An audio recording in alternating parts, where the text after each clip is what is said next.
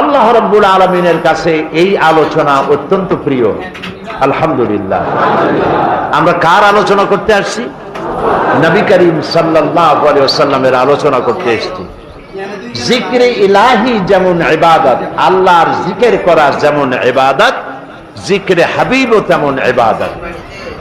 জিকরে হাবিব মানে নবী করিম সাল্লাল্লাহু আলাইহি ওয়াসাল্লামের স্মরণ করা, তার সম্পর্কে আলোচনা করা।